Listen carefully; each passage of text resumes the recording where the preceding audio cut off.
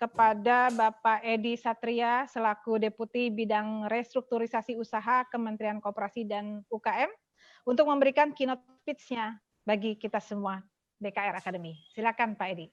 Oke, Pak Edi, sembari saya nyiapkan materinya Pak Edi mungkin bisa berbicara 1-2 patah kata dulu sambil saya siapkan presentasinya Pak Edi. Silakan Pak Edi. Boleh, terima kasih Pak Tito kepada Mbak kita yang banyak mantannya dan Bapak Ibu semua yang saya hormati. Assalamualaikum warahmatullahi wabarakatuh. Selamat sore, salam sejahtera buat kita semua. Terima kasih banyak atas undangannya dan juga kata-kata manis di depan tadi. Saya tersanjung jadinya. Memang banyak panggilan acara hari Minggu, tapi saya tolak semua dalam arti saya tidak prioritaskan dan masuk dari Pak Tito dan teman-teman semua untuk acara semacam santai. Jadi saya pikir ini bisa relaxing buat saya. Baik, Bapak Ibu semua yang saya hormati, kita tahu bahwa situasi sekarang benar-benar UMKM itu sangat terdampak. Kalau tahun 98 kita bisa menjadi buffer ekonomi kita, dan tahun 2008 ketika krisis finansial global kita bisa menjadi kalau tadi buffer kemudian jadi bumper begitu ya. Nah, kali ini tahun 2020 itu benar-benar kita suffer. Jadi inilah yang memang harus kita waspadai. Kami baru bergabung di kantor Menkoperasi dan UKM mulai bulan Mei, awal Mei. Jadi untuk acara ini saya sangat mendukung sekali karena bagaimanapun juga UMKM berbasis kuliner salah satunya tentu saja menjadi salah satu jawaban. Karena bagi kita tahu ada beberapa kelompok bisnis yang tidak lekang oleh panas, saya sampai lupa saya pepatahnya. Tapi artinya adalah beberapa kelompok bisnis yang memang bisa bertahan diharapkan seperti makanan, pendidikan, kesehatan, dan teknologi seperti sekarang ini memang diharapkan bisa menjadi pembangkit, membangkitkan ekonomi kita semua. Nah, dalam kaitan ini saya sangat mendukung sekali, apalagi juga itu berbagai peluang dari bisnis kuliner muncul dari berbagai aktivitas yang tidak bisa kita duga-duga. Yang penting disiapkan saja semuanya, momentumnya datang, kita sudah siap meraihnya. Nah, Bapak Ibu semua, kondisi sekarang memang banyak sekali koperasi dan UMKM yang lumpuh, yang cukup sulit situasinya, tapi juga banyak yang berhasil justru setelah COVID meningkatkan omsetnya. Nah, ini menarik karena mereka sudah terhubung siap-siap dengan platform digital ya. Nah, ini memang yang saya katakan tadi, kita siap saja anytime, anywhere, any kind of culiner begitu ya. Sehingga ketika momentumnya datang kita memang bisa meraih kesempatan itu. Next barangkali Pak. Nah, Bapak Ibu semua, seperti kita tahu di sini saya hanya punya 4 slide, jadi nggak akan lama, saya harapkan 10 menit bisa. Nanti sebelum 5 menit terakhir saya akan ngetes Tagalog saya begitu ya. Ada hadiah untuk Bapak Ibu semua. Nah, di sini kita lihat jumlah usaha mikro yang dengan aset di bawah 50 juta itu mendominasi UMKM kita ya. Hampir 97% ya. Populasi itu hampir 99% sebenarnya populasi UMKM itu di usaha mikro.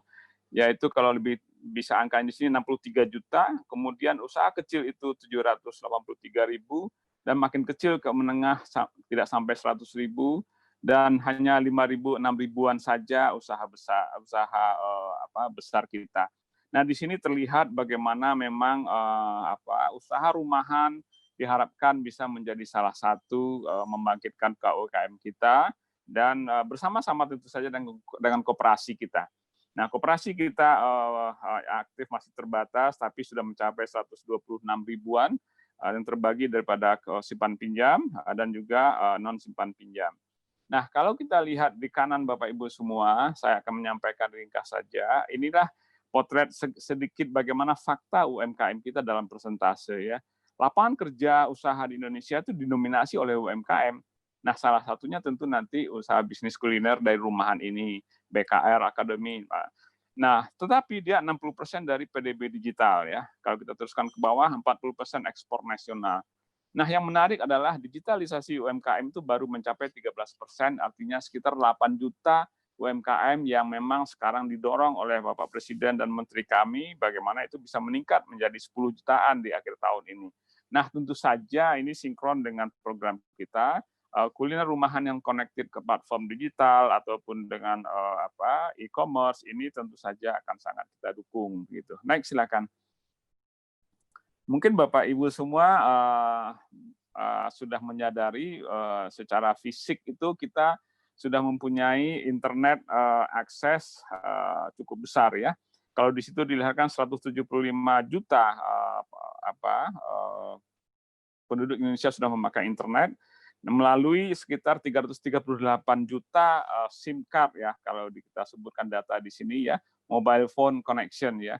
Nah, ini belum masuk yang black market, Pak Tito dan teman-teman. Kalau saya di Menko dulu, saya berani menaruh angka 370-an juta. Kalau ini angka resmi dari Kominfo atau dari ABJI, biasanya mereka menyampaikan angka 338 juta ini. Nah, ini mungkin memang sudah mudah-mudahan berkurang, tapi dalam arti black market berkurang, tapi jumlah handset kita ini akan bertambah terus. Sehingga ini menjadi peluang bagi usaha apa saja, termasuk kuliner, yang memang nanti diharapkan bisa dipasarkan dari rumah ke rumah, dari rumah ke komplek, keluar komplek, dan seterusnya di dalam kota, dengan logistik yang dengan adanya ojol dan lain-lain, ini sudah sangat-sangat membantu. Jadi ini memang peluang, kalau tadi kita lihat perkembangan UMKM di atas, dan di slide ini kita lihat bagaimana internet di Indonesia, memang sebagian penduduk kita belum rata, tapi secara garis besar, kita sudah di atas rata-rata dunia ya.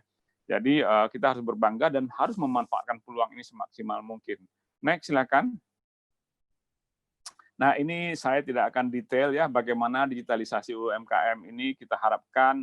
Permasalahan memang ada di tantangan di situ, terbatasnya infrastruktur ya, tapi tadi sudah saya sampaikan, kalau kita merasakan keterbatasan ya kapan kita maju gitu. Jadi kita tetap usahakan. Dan biasanya memang antara operator sendiri juga akan compete untuk memberikan layanan terbaik buat kita. Ketersediaan akses, kemudian permodalan terbatas ya. Nah, kalau kita bicara UMKM dengan permodalan terbatas, kita kan nggak perlu menyewa kedai, menyewa kios lagi kalau dari rumah kan.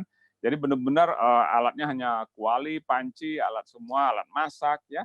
Kemudian ya paling mungkin motor satu untuk membeli barang-barang bahan baku ke pasar, diolah, dan pandai-pandai kita memilih jenisnya yang mungkin bisa disimpan di kulkas, di freezer, dan lain sebagainya.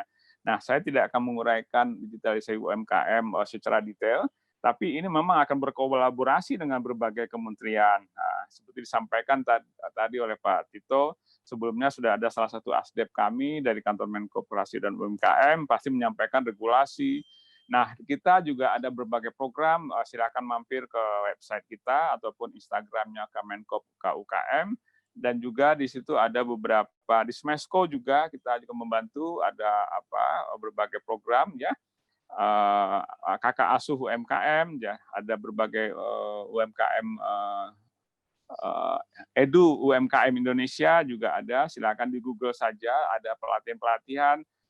Ini mungkin bisa menjembatani Bapak Ibu yang mungkin sebagian masih merasa gaptek atau merasa kurang percaya diri barangkali untuk bergerak di usaha ini. Tapi saya sarankan coba saja dulu, dimasak sesuai keperluan, dilebihkan setengahnya, itu yang dijual. Kalau tidak ada ya habis buat dimakan sendiri satu keluarga, dan pilihlah satu produk yang bisa memang diawetkan barangkali untuk menghindari kerugian ya. Nah, ini mungkin Bapak Ibu semua yang kami sampaikan, bagaimana UMKM kita bisa naik kelas nanti. Nah, yang terakhir ini yang tadi sempat saya tidak akan menyampaikan, tapi ini mata rantai salah satu usaha kita, bagaimana sinergi aksi untuk ekonomi rakyat. Ini bisa untuk produk apa saja, terutama menyangkut mulai pangan ya, bagaimana petani itu asetnya bisa legalisasi menjadi sertifikat lahan, kemudian tentu langkah berikutnya adalah akses kepada perbankan, bagaimana mereka diwujudkan bisa terhubung dengan perbankan, Sementara itu produksi mereka apapun itu, bertanam bawang merah, bawang putih, atau kayu manis, atau apa saja termasuk kuliner di sini, kalau kita anggap itu produksinya itu untuk makanan minuman, bagaimana mencari bahan baku. Kalau petani barangkali di situ analoginya adalah bagaimana menyediakan bibit dan pupuk ya. Kemudian tentu saja ada pemasaran. Nah, ini pemasaran ini tidak perlu dipusingkan Bapak Ibu semua sudah terhubung. Nanti Pak Tito pasti sudah menyiapkan channel-channel untuk pemasaran dan distribusi ataupun langsung ke konsumen. Nah, tinggal pandai-pandai kita memilih menu kita, katakanlah makanan sehat gitu ya, atau spesifik makanan untuk orang yang diabetes, makanan untuk orang yang darah tinggi. Nah, ini juga bisa, saya pikir ceruk-ceruk pasar ini bisa dipakai, digunakan. Itu mungkin yang saya bisa sampaikan, Pak Tito.